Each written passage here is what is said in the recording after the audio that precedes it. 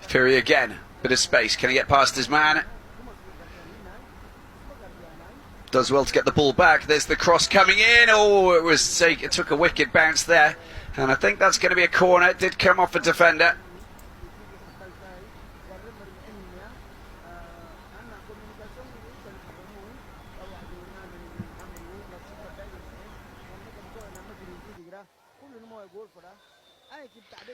Another corner taken by Orlando Pirates, Mahashi.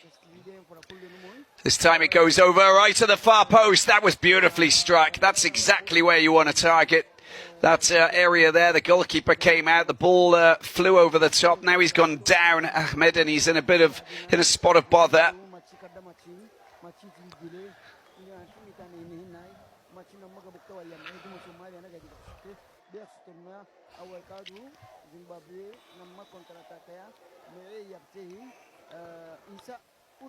Just collided with one of his defenders, I believe, and that's what caused the pain.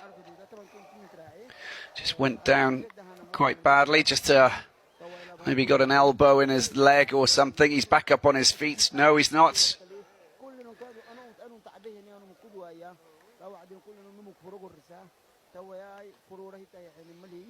Well, who's going to score the goal in this clash? Will there be a goal?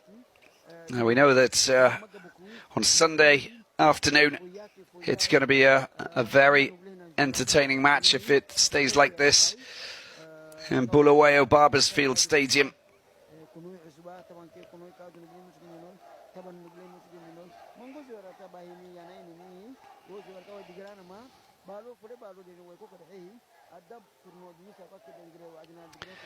We saw FC Platinum, of course, take on Orlando Pirates. Massive game that was, and of course there's a lot of South African football supporters in Zimbabwe, and one of the top teams being Pirates, of course.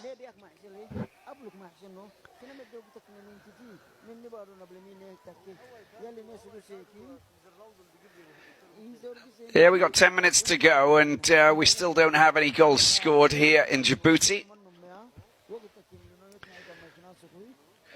More matches coming tomorrow. Lots of qualifiers taking place, of course. Tomorrow, what have we got? I think we've got 2 matches that will take place. And we have Gambia up against Angola and the Comoros against Togo. So Gambia, Angola in Bako, in the capital of Gambia, of course. Comoros and Togo, and playing in Comoros in Moroni, that wonderful stadium there that's with just off the beach on those islands just northwest of Madagascar, off the East African coast. Togo coached by Claude Loire, who obviously wasn't at the Africa Cup of Nations last summer, but he was working as a TV pundit. Spoke to him on a couple of occasions. Still a very wise and sought-after coach, of course.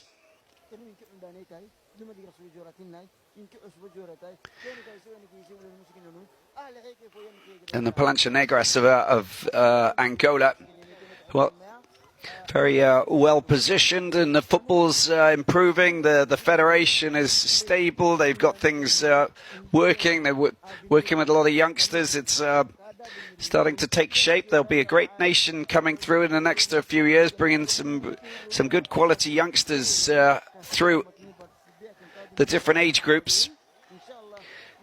Be a difficult match for them playing away to Gambia, but they'll fancy their chances. Free kick it is for Somalia. Khalid on the left-hand side will pick up a yellow card for time wasting. The message is pretty clear.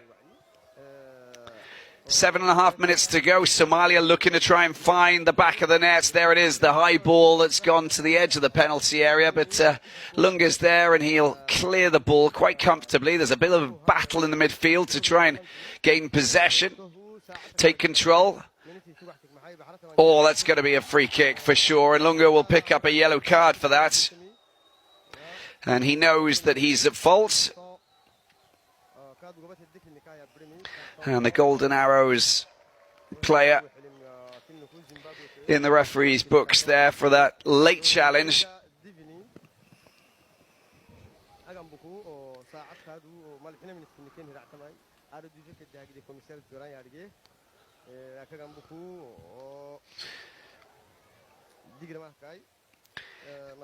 Saturday there's also another match being played. It's Botswana against Malawi in Francistown.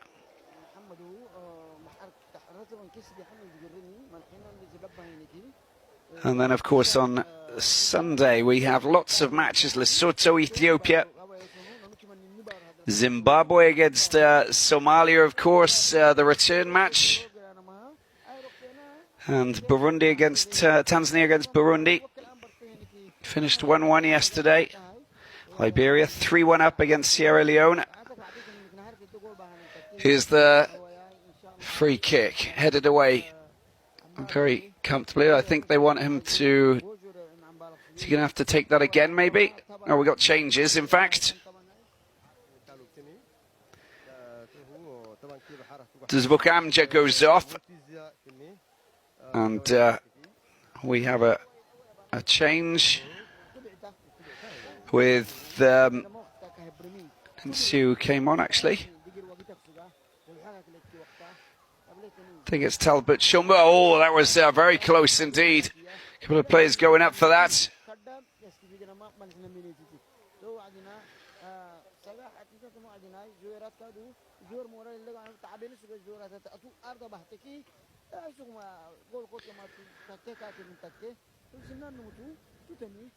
Somalia with a chance to try and get that goal. 5 minutes left to play here in Djibouti. There's the delivery at the far post. There's no one there. It's headed away by a Zimbabwean player. Oh, they've stolen it. This is dangerous. Zimbabwe pushing forward. It's 3 against 1. There's a bit of a block going on. There's the shot. Oh, he saved it. Ahmed comes to the rescue. But it's not over yet. But the players are coming back in numbers. The cavalry has arrived. And now they've... Oh, the ball's been toe-poked back to the goalkeeper, Ahmed. Well. I think that maybe... slightly too selfish there. That should have been a pass out wide, but they didn't move very well when they were going up, and I think that there was a bit of a block, so maybe it was the right decision to go for the shot, but I think the goalkeeper did a great job in just blocking and just covering a larger area just around him. And at the other end, Somalia with the cross here. There's the header. Oh, I don't believe it. Somalia have found the back of the net. That is quite incredible. But the ball's come out of the net, but they found the back of the net. And it all happened so quickly. A remarkable turnaround. Only moments after Zimbabwe looked as though they'd actually they were going on to score. Somalia find that goal. And it's a header that finds the back of the net, beating the goalkeeper, Chipazeze. An incredible scenario here. And the home side, if you like to say, here in Djibouti, have taken the lead. Well, this is a very important goal, isn't it, for Somalia? Zimbabwe can't believe it. Look how much time is left to play. And the crowd here, small crowd, but a very noisy crowd, are most definitely jumping with joy. It came out of the blue, but at the same time, they've been lucky not to concede, Zimbabwe, with a couple of good scoring opportunities from Khalid and Mohammed.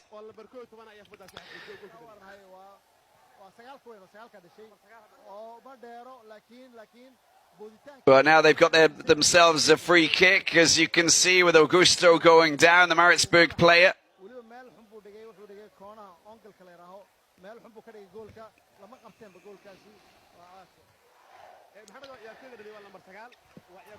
Well, what a scenario we have here.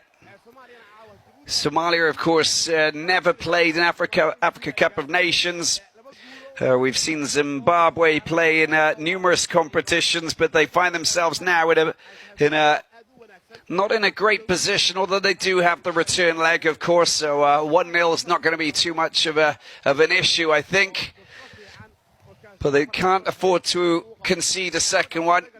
So their best bet is to try and iron out the crease here with this free kick with 2 minutes to play. Kamasoko, with that right foot of his, is probably the best bet. And there again, Rusike knows how to find the back of the net as well. Mahashi is also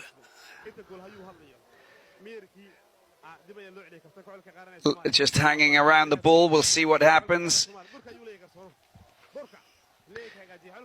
Mahashi or Kumasoko? I think it's Kamasoko,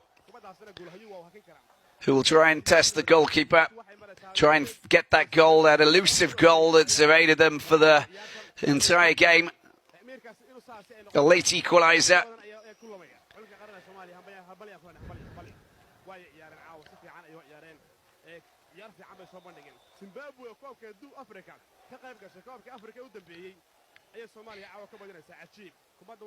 Here's the effort going in. There's the shot. Oh, straight at the goalkeeper from Mahashi, but not a badly struck free kick, in fact, from the Orlando Pirates man.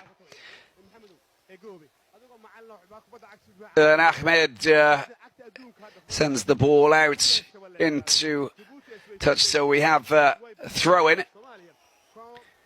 And Mahashi trying to stir up a reaction. There's only 30 seconds remaining before the minutes of added time. And Zimbabwe, they could fall to the lowest ranked football team in the world. They've never played Somalia, so they've never managed to lose against them, obviously. Now they find themselves in a position where they might lose. If it stays like this, we'll see how much added time there is. Maybe 2 or 3 minutes, maybe a bit more. Surely not more than 4. Can't afford to concede another goal, surely. Here's Mohamed. Oh, this is a surprise result if it stays like this. For Zimbabwe, they'll be happy that it's over 2 matches. Of course, it'll give them hope going into the return match in Bulawayo. But it puts a mountain of... they just nearly given the ball away once again, and we know how dangerous they are up front. Puts a lot of pressure on Joey Antipas's shoulders. Here's Evans Rusike. Kamasoko picks the ball up, out to Lunga on the left-hand side. Oh. Ball gets knocked out. It's a throw-in. Lunga. Control, just not good enough. Gets cleared.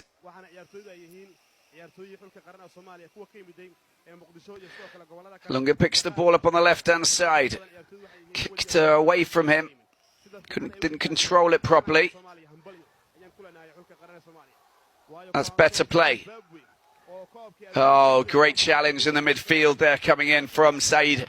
Does an exceptional job. This is a brilliant performance from Somalia. They deserve this, I tell you, just from how they've actually played. So difficult to play away from home. We saw